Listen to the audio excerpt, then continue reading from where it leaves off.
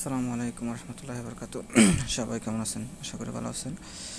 তো আমি ফেসবুকে একটা পোস্ট দিয়েছিলাম যে সৌদি আরবে নতুন নিয়ম আসছে, যেটা হচ্ছে যে যারা হুরুপ প্রাপ্ত ছিল তাদেরকে 2 মাসের জন্য হুরুপ তুলে দিয়েছে। হুরুপটা আসলে তুলে নাই, মানে ওটা হচ্ছে যে অনলাইনে চেক করলে দেখায়। তো অনেকে জিজ্ঞেস করতেছেন যে আপনার মানে আমেল মঞ্জিল এবং সাক্কাসদের কী অবস্থা।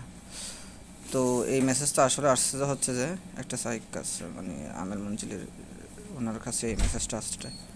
তো যাদের কুয়া যদি কারো যদি কুয়া রেজিস্ট্রেশন থাকে তাহলে মেসেজটা আসবে, আর যদি কুয়া যদি রেজিস্ট্রেশন না থাকে আপনার মেসেজ আসে না। তো একজন আমাকে একামা দিছিল, আমি একামা দিয়ে চেক করার পরে সেম এটা পাওয়া যাচ্ছে, মানে যে ওয়ার্কার স্ট্যাটাসে অ্যাবসেন্ট ফর ওয়ার্ক। তো এটা অবশ্যই দেখাবে।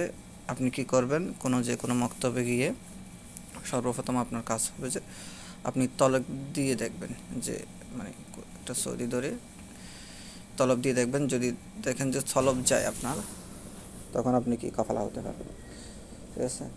আর যাদের কুয়া নেই তারা কুয়া খুলেন। কুয়া খুললে আপনার অনেক সুবিধা, যে যে কোনো আপডেট আপনার কুয়াতে চলে আসবে। আর আপনি যে কুয়া যে নাম্বার দিয়ে কুয়া ওপেন করবেন ওই নাম্বারে মেসেজ চলে আসবে, ঠিক আছে।